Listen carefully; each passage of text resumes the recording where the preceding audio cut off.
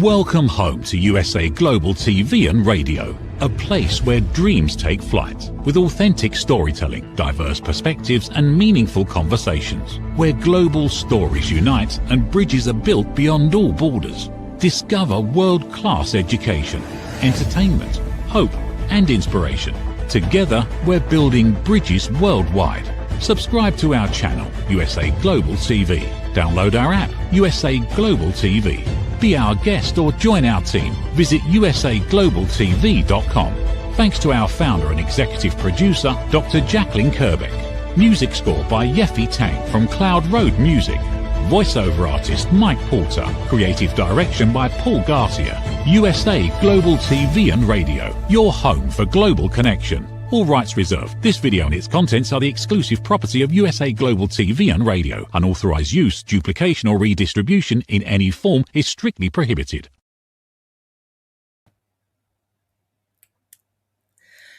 If you could choose one experience that you think everyone should try at least once in their lifetime, what would it be? Would it be something big?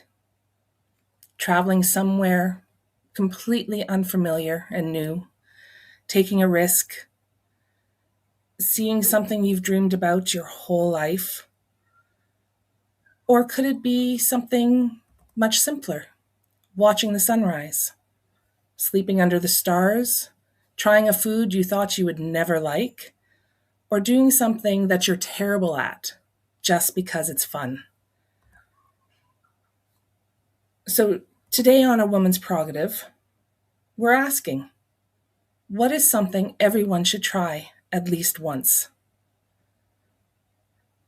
And joining me today is my wonderful co-host, Dr. Jacalyn Kerbeck.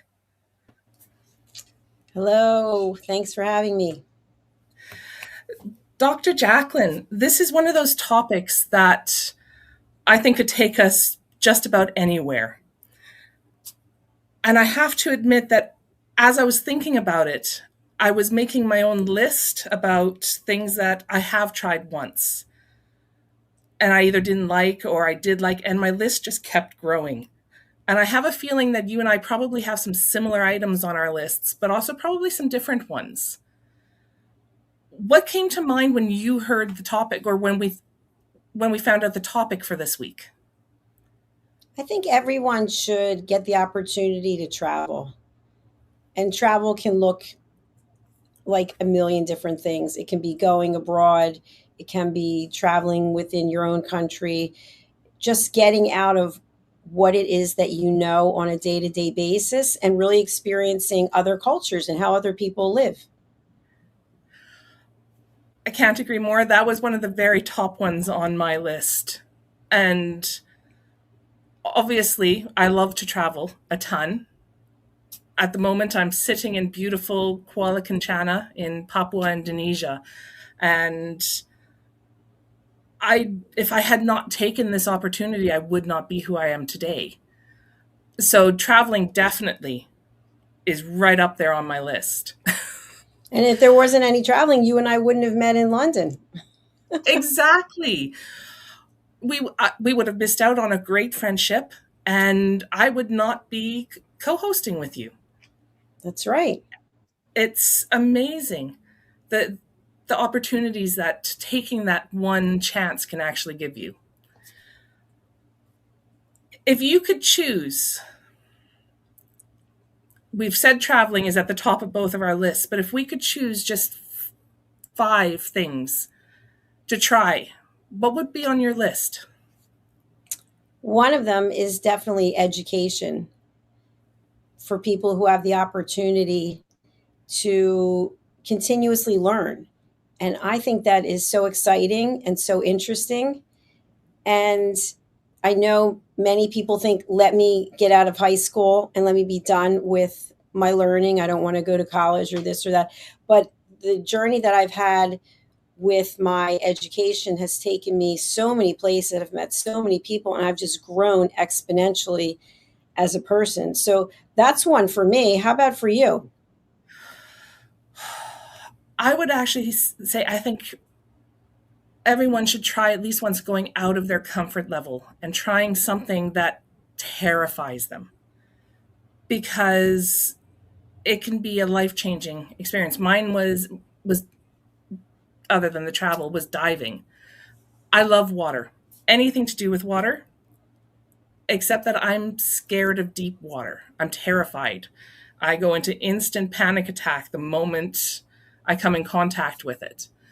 And I don't like being scared, so I actually enrolled in a diving course and I got my open water. It took me a bit. I had a wonderful, wonderful instructor who was very patient, because my head would go under the water and all of a sudden I would start panicking and I would be clawing my way back to the surface. And he was so patient. And I eventually was able to do 3 deep dives, and it was miraculous being under the water. So I would highly encourage, if you have the chance to try that. That was definitely one of the things on my list, was experiencing something that terrified me, and diving was that for me. It was life-changing. It was absolutely amazing. I cannot describe exactly what that one thing did for me. So that would be mine. That's a Try huge something. one. Yeah, and that's something that I probably would never do, because I am also terrified of being out at sea. So in other words, not that I'm afraid of being on a boat, but if the boat were to capsize, and then what would happen? And so that leads me to something that I did do, only because I earned the trip when I was in corporate, but it was a cruise. And I am not a cruising person. I don't think I've ever gone on a cruise since then. But I went on a cruise and I took my mother as my plus one. And it actually was, I don't want to say it was worse than I thought, but it's not something I will be repeating. I almost felt like I was in a floating prison, because you can't go anywhere, you can't do anything, and the seas were really rough, and the ship was going back and forth, and they were walking around handing out bags in case you got sick. And so I'm not going to say everyone should do that, but you do get to see a lot of places, depending on which cruise you're on. You get to see places from a distance, and then they stop in the ports, and you get to see places maybe that you wouldn't go otherwise. So I guess exploring, being open to exploring. That resonates. I love that.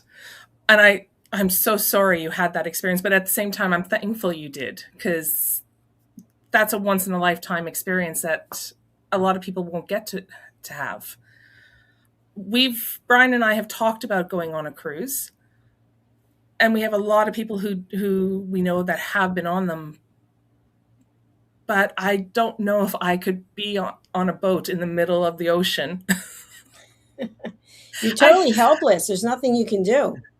Exactly. And even though I've been diving, I do still have that fear of the deep water. I know what's in it. That's the same thing with me. I know what's in there, which brings me to another one. It just popped into my head: stand-up paddleboarding. And I forced myself to do stand-up paddleboarding, because I said to myself, you will not fall off this board, because if you fall off, you're going to be in the ocean or the bay or wherever it was. And so the first time I went out, I did fall off, and I fell into the mud. It was disgusting. And I got back on, and I never fell off again. And then my mother, as a present, she bought me a board. And so I loved it. But my toes, I would always be holding on so tightly with my toes, because I was terrified of falling. But I thought it's such a good workout. And I got pretty good where I could, one side and then the other side. It's an excellent workout. But I don't know if it's for everyone, but I do think when you are the captain of your own ship and it's you against nature, it is kind of interesting and fun. But not falling off, no. My kids tried paddleboarding when we lived in Qatar. They had friends that lived on the beach, and they each would go and they would try it, and they loved it. I'm not sure I could do it. One, I don't have the balance. It would definitely help with that, but I think I would be very conscious of the water underneath me. So I don't know if I could concentrate. So well done. That's Thank you. We actually, my sister has one too, and we actually sold our boards just this summer because my nails are so long that even if I kept it, and of course I have no place to put it, I cannot physically pick it up anymore. So it's interesting how growing long nails, there's a lot of things I can't do, and people say, well, "Why don't you cut them?" I don't need to do those other things. I like having the nails more. I have found that I keep mine at a decent length, but I find if they get too long, then I struggle with my typing. I struggle with picking up even my cutlery, right? Supposed to hold the cutlery a certain way, and I struggle when my nails are too long. I could tell you travel stories related to having long nails that are really hilarious, but I'm not going to go into them now. That could be another show. There's another topic. We'll do one on nails. Absolutely. Absolutely. I'm going to go back to something you mentioned about exploring, and it was a comment you made while you were talking about having tried the paddleboarding and the cruise, that traveling and exploring and experiencing the different cultures and the different learning outcomes that you could get from traveling to somewhere new. One of the things that came up on my list was spending time alone. But one of the things that fell under that was traveling. And it made me think my very first trip that I did on my own, all by myself, was only about, I want to say, about 7-8 years ago. Before that, I'd always traveled with either my family or with Brian. We've always done our trips together. And I was doing dragon boating, and we'd been invited to Georgia to do a competition. And as a birthday gift, because the competition fell on my birthday weekend, Brian gave me an extra week to go and explore Georgia. Absolutely terrified, because I've never traveled on my own. I don't speak the language or any of the languages they speak there, because they do speak a few different ones. And I was absolutely terrified. What if I couldn't find my way around? What if I couldn't understand them? What if I got lost? And your mind goes into this spiral of what ifs until you get to a point where you go, well, that's not going to happen. Does that even happen to anybody? Why am I? But it was such a wonderful experience.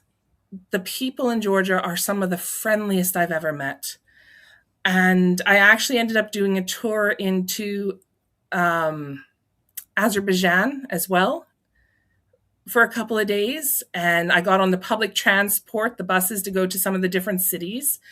And I met some other solo travelers, and we kind of paired up and did some of the hikes and the church tours. And it was so amazing. And I had this feeling of accomplishment when I got back, because I wasn't sure I could travel on my own. So one of the things I would highly recommend and say that people should try and do, even if it's just a trip to the next town or the next city to go see a zoo, or just have that chance to travel and get to know yourself and what you're capable of. It's very true. That's a good point, because things always come up when you're traveling and you don't anticipate it. And sometimes you have to rely on the kindness of strangers. I know my first trip that I took by myself was to Paris, and it was in 1999, and nobody could believe. They're like, what do you mean? But I had just gotten divorced, and I thought I need to just get away and clear my head. And I always wanted to go to Paris, and it was fantastic. It was absolutely incredible. And I'm so glad that I did it, because you're out of your comfort zone. You're in another country, and you have to go by your instincts. And also, hoping that people are going to help you when if you can't speak. Like I can speak French, but not the way they speak it there. So I have to speak very slowly and hands, this, that. So it was an incredible opportunity, and I would highly recommend that to someone as well. It is. And you do have experiences when you do those trips. We went up, we did a hike up to one of the churches in one of their small towns. And I went with another girl that I met while staying in the hostel in the main city. And we decided we would just rent a room and share for the night, just to make it easier. The room that we stayed in was very nice, and the gentleman who owned the house was very nice. But the room was crawling in spiders. Mhm. They were everywhere. And anyone who knows me knows that is one of my fears that I have no interest in getting over. I can't seem to get over. You're not alone, please. It's horrible. But the girl who was with me was also scared of spiders. So we've done this hike, and we mean to go back the next day and do some more. I don't think either of us slept all night. She was so panicked, she actually called her boyfriend, who wasn't even in the country, and went, "Okay, that's it. You have to come save us. This spider's looking at me." And I'm just sitting there going, yeah, I could call Brian, but he's just going to laugh at me and go, "What do you want me to do about it?" Right, exactly. That is not something I want to deal with either, believe me. It was horrifying, but I did it on my own. Well, okay, I wasn't on my own. This other girl was with me, but I was able to handle it. We woke up in the morning, and we actually did move accommodations. And we did our hike, though we did cut it early, and we all came back, and we had a nap. And then we went and met up with some other solo travelers, had this fantastic dinner. But as terrifying as it was, I handled it. I don't know if I would say I actually handled it well, but I handled it. But you're still here, so that's good news. I'm still here, even though I think a couple of them may have been big enough to eat us whole, but... And the more you think about it, the bigger they get. Well, and Brian said, "Well, how big was it?" And I went, "Well, it was like this big." And he went, "So it was this big." And I went, No. It was walking on legs. It was terrifying. It was going to take down the Empire State Building. Exactly. Yes. But I did it. And again, it was something new, and it was not planned. It was an experience that came because of our location, and we could not have planned it. But I'm glad it happened. Would I do it again? Absolutely not. Check that right off the list. Right off. Anything to do with things with 8 legs has no place on my list at all, ever. Totally agree. I'm sure a lot of people out there would agree with you as well. Oh, it was, yeah. But no, that would be something on my list, is to do something, spend time completely alone. And not that I would say I want anyone to be lonely, but spending time with yourself is important. And I didn't realize how important it was. And it has been such a learning curve to realize that I can spend time on my own, and I don't need to always be around people. And I've gotten to know myself better because of it.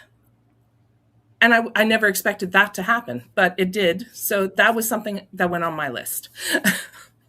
Well, I'd have to say that I'm an expert in that area because I spend a significant amount of time alone by choice. And you do learn a lot about yourself. And you also learn as you get older that the things that used to matter don't matter as much as they used to. You let things go and you give yourself grace. Yes. Yes, you do. Absolutely. Absolutely. Now, I did ask when I was putting the promo out for this episode, I did ask people on my social media. I asked, what is something that you would recommend for someone to try. And I had a couple of replies from people, and they actually, a lot of them seem to kind of go with what we've already been discussing. One person said surfing. They would recommend everyone try surfing at least once in their life. And I went, that's great. It reminds me of your paddleboarding. And I always watch the surfers, right? I watch them when we go to Bali or you see them on TV, and I always go, oh, that looks like so much fun. But then they crash into the water. Right. It's a learning curve, I'm sure. So, and I had one other reply, and it was from a young man that I actually went to school with, that I haven't spoken to I haven't spoken to him since we graduated. His name is Mike. And he actually one thing that he thinks everyone should try at least once in their life is caving or splunking. And he brought up a couple of examples, and one of them was in Alberta, we have a cave system called Catamount Caves. And there are some wonderful caverns in there, and they have bats and a couple of areas that you have to rappel down. And I did them in junior high with him. And it was just amazing. I don't actually know if he realized who he was answering. So I actually sent him back a little message going, hey, Mike, this was because it actually had made my list. So I would say, again, try something new. Try something you've never thought about doing, and caving would be one of those. It's a whole nother world in some of those cave systems. But please make sure you go with somebody who knows all the safety and the cave systems so that you don't get lost. Absolutely. Have a guide with you for sure. Have you ever been caving, Dr. Jacalyn? No. Anything that involves getting in the water is a no. It's a hard no. I remember doing Catamount, and the climb up is this really steep, it's in the mountains, and it's this really steep climb up. And then you kind of have to lower yourself in through the entrance. But some of the formations down there are very, very, very neat. I will admit, I never had the courage to do the rappelling down some of the systems. Some of our group would do it, and they were so thin that you literally had to expel all your air to fit through. And the same on the way up, or else you're stuck. You cannot get back. I never had the courage to try that. I kind of regret it, but there's still time, Amanda. There is still time. And I've spoken to my family about going and doing some of the cave exploring again. I do remember the one trip we had just come out of the cave system, and we're all sitting on the top of this mountain, and an avalanche actually started right next to us. And the teachers are all going, okay, nobody move, everyone just wait, because they're watching to see where the slide is going and if we have to move quickly. Or it was very neat experience, not one that I want to repeat again either. And the snow actually started moving. The side that gave way came just up to where we were, so we were all safe. But it would have taken moments, and it was terrifying, but it was very neat to watch the system happen. So once it was done, we actually ended up having to stay up on the mountain longer than we planned, because we had to wait for it to be safe and for the rescue teams to come and go, okay, it's safe, we can now make our way down. And the way they do that is they actually it was a rope, and we literally slid our way down this mountain till we hit the tree lines, and then we could kind of pick our way down and get back to the campsite. Again, not a planned experience, but something that happened that was very neat. And it was a learning curve, and I learned a lot from the experience. But I look back at those going, I'm glad I had that chance to actually go in it and try something new like that. Though I do know people who go, no, I would have no interest in that. Well, I guess it's risk versus reward. And if the reward is such that it's something that means something to you, because what means something to one person doesn't mean something to another person, right? So if it's got all this risk, the risk is high and the reward is low, it's kind of like, no, I think I'll pass. Very true. On that note, this I think is a great spot to go take a commercial break, and we will be back shortly. Every great story begins with a vision. At USA Global TV and Radio for years, we've been providing world-class education, entertainment, inspiration, imagination, connections, and hope. Most people don't stay to watch the outro or the credits, but it's the people behind every success, behind every breakthrough, and behind every unforgettable story who matter. The TV show hosts, our guests, our sponsors, our publicists, our production team, our distribution team, our search engine optimization team, and so many more. You're the ones who make the difference. Every great story belongs to the people who bring it to life.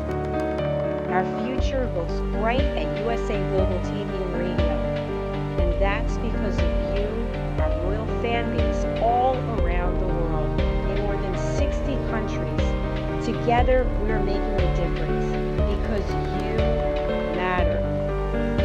USA Global TV and Radio, live streaming to over 60 countries. Voiceover, Dr. Jacalyn Kerbeck. Video production and direction, Paul Garcia. Subscribe to our channel, USA Global TV and Radio on YouTube.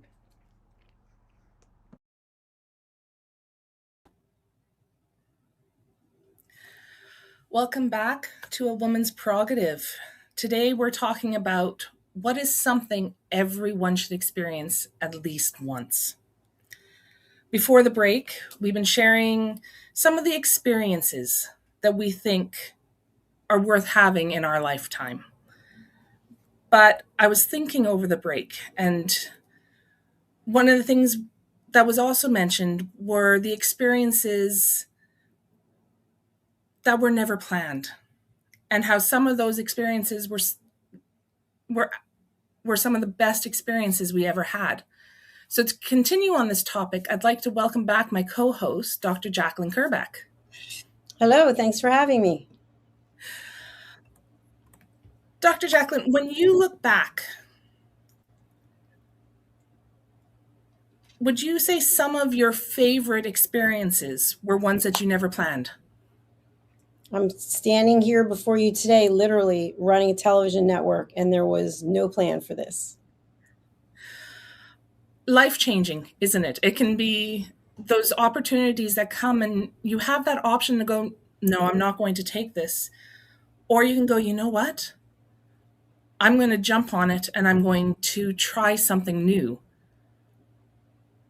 And it can alter your outlook on life, and it can change your whole life. As you said, you wouldn't be here had you not done that. And I know we talked about some of the things that have happened with experiences that we had that were never planned. But I would add that to my list, saying yes to unexpected opportunities.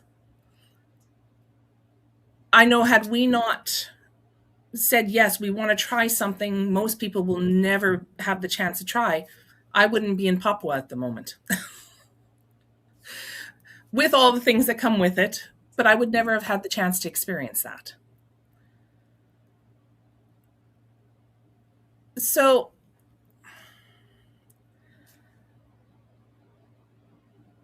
do you think, Dr. Jacalyn, that sometimes our being too organized can sometimes prevent us from experiencing things? I think that having systems in place and being structured and disciplined gives you the freedom to be able to take on opportunities. I think when we're living in a world that's completely chaotic, including inside of our mind, we can't actually know, well, what capacity do I have to take on opportunities? And I think also there are stories that we tell ourselves that prevent us from taking opportunities. And one of the big stories is about money. I don't have enough money. I don't make enough money. But meanwhile, what are you doing with your money on a regular basis? Have you actually looked at how you're spending your money? And I think that when we are structured and disciplined, then we are living our life in such a way that we don't have chaos. That when chaos does appear, that we have tools that we can embrace it. And how can we harness it and use it to our advantage? So I don't think it is a deterrent. I think it's actually a positive. I like how you explain that. I really do. Because before you answered that, I actually would have probably disagreed a little bit on the fact that being very organized could make you miss some of those. But I actually have changed my thoughts now. That was a wonderful explanation. Thank you. Thank you. The power of persuasion. It's something Exactly. I've learned at the Wharton School of Business. No, it's very true, because think about how you start your day. Whomever is watching, wherever they're watching, do you have certain rituals that you do? Probably. But also, it could be that first thing in the morning, you are taking time that you could be doing something else and you're not doing anything productive. And I'm not having any judgment about that. But I think when you are productive, from when you set a boundary for when you wake up, let's say I'll give myself half an hour, you will be much more ready for the day and whatever opportunities life brings to you. I completely agree with that. And you're right, we do. Most people, and I'm not saying everyone, but most people do have their routines. And I hadn't quite thought of that as being part of the whole organization system, though I should have. But you're absolutely right. And that helps get you ready for the day and anything that comes your way, so that you're more able to say, oh, look at this opportunity. I can take that because I actually am in control of my chaos. Absolutely. Like for me, every morning I make my bed. Now, there's no one here, there's no one visiting me, but everything is perfect. I fold up all the laundry, I put the laundry away, and when I do leave, everything is in its place. There is never any chaos. And part of the reason is, and this might sound a little strange, but if something were to happen to me and my beneficiary would have to come in and take over and clean up my life, why not leave that life in a nice order? Because think about it. When you live your life like chaos, usually if you have a car, your car reflects it. It's a war zone. It's a disaster. Your home, your office, some part of your life is unkempt. And that's not a judgment. It's just a fact. It's not in order.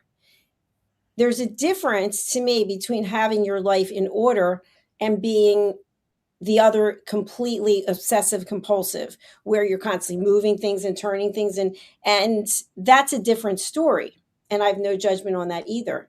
But looking at having a life that is free of clutter, for example, collecting clothes, collecting whatever it is that you like to collect. It could be stamps, it could be baseball cards, and it's taking up a huge portion of your home. What purpose is it serving? Do you even go and look at it to see, well, what is in there? What am I doing with it? Sometimes people will collect things because it's taking the place of them expressing their feelings. So they put their feelings into whatever it is that they're collecting. It's sort of representative of that.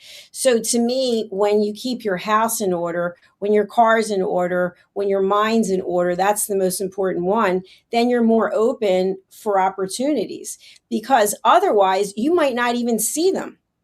You don't see the opportunities because you're so mired in the chaos, and you can't get certain things done because you can't even find where things are. And it's almost like your memory becomes so convoluted with pieces of information that you're collecting that you're not doing anything with. So for me, what I like to do is, once a decision's been made about something, I do not revisit it. That's over. I'm moving on. And I gave this analogy, and I'm going to give it now because I think it's helpful. I was saying this to someone today. It's sort of like, let's say you and I are on the same team. And as the Americans call it, football. You're on a football field, okay? And I'm the quarterback, and I have the ball. And the ball represents whatever opportunity could come your way. And so I say to you, we're in the huddle, and I know I'm going to get the ball. And I say, listen, if I see you're open, I'm going to throw you the ball. And you're thinking, what if I drop the ball? What if my hands are sweaty? What if I get knocked down? What if I get tackled? What if? So you're not even thinking about, here's this great opportunity, and I've just been the chosen one to get it. You're mired in all these excuses. So now you're going down the field backwards, and I'm looking to throw the ball, and it's going to be a Hail Mary because it's about 50 yards, and you're surrounded by all these players, and you're like, please don't throw it to me. Don't throw me the ball, because if you throw me the ball, I can't guarantee what's going to happen. And I throw you the ball. You happen to catch the ball, and you stand there with it. Now you stand, and then you turn around, and you're like, what's going on behind me? Instead of running and scoring a touchdown. And so that's what we do also. We start to look in the past. Well, now I got this opportunity. I don't know if I'm good enough. What am I going to tell my partner? How am I going to deal with this? And now the ball is ripped from your hands by another player who sees the moment to take the opportunity and run it down the field the other way and score a touchdown. I love that. Opportunities you almost turned down. Had you not caught that ball, you would never have made that Hail Mary shot. I love that. Yeah. And but are we ready for it? Is our mind filled with clutter, thinking about all the things that we haven't done to prepare us for this moment to catch the ball? And so to me, being structured and organized, you are a step ahead. No, that makes perfect sense. And you're right. If you're organized, having that opportunity come is much easier to say, yes, I'm going to take it, than going, no, I have so much that I have to get done before I can do that. Or what if this? You're absolutely right. Being organized can definitely help with that. Absolutely. And I do think about that. The opportunities that come at you that you almost turn down because you're not quite ready, or you're thinking, oh, I still need to do this, or I need to finish this. I think we've all had those moments. We've all had that chance to try something new, or an opportunity that comes our way that most have said, okay, you know what, this is not the time. I'm not ready. I'm not organized to take this opportunity. And you look back and go, oh, I wish I had done that. But then there's opportunities to come and you're still not quite ready. But you go, you know what? I'm going to take this chance. I'm going to try this new thing. And you experience things that you never thought you'd experience. Absolutely. Speaking of you, trying this and being a TV show host on A Woman's Prerogative, and our very next show, The Social Edge, which is coming up in a few minutes. So I want to thank you for having me here today. I really appreciate it. And I'll let you close out the show. Thank you, Dr. Jacalyn. I think one of the things I've taken away from today's conversation is that there's probably isn't one list of experiences that everyone needs to have. What's more, let me try that this way. What means something to me might mean something to someone, something absolutely different to someone else. Some experiences change us, some challenge us, some introduce people, places, and ideas that we never expected. They brought friendships, they brought new loves, they brought a wealth of new experiences that you never would have had the chance to try. And others are just simply fun. And maybe that's the important part, to stay curious, to occasionally step outside of what we know, and every now and then say yes to something simply because we'd like to experience it. And perhaps instead of asking, what should everyone experience at least once, we should ask ourselves, what haven't I experienced yet? I want to thank Dr. Jacalyn for joining me today. Dr. Jacalyn, how can people get a hold of you? I'm very easy to find on social media. People can just put my name in and all of my platforms will come up. And of course, the show notes have the contact information if you'd like to be a guest on any of our programs. Thank you. Thank you, Dr. Jacalyn. I'm Amanda Holmstrom. I'm founder and director of Silver Rose & Co. I've spent more than 25 years living and working internationally, and those experiences have had an enormous influence on the work I do today, particularly around communication, social confidence, etiquette, and understanding how differently our approach can be to similar situations for everyone involved.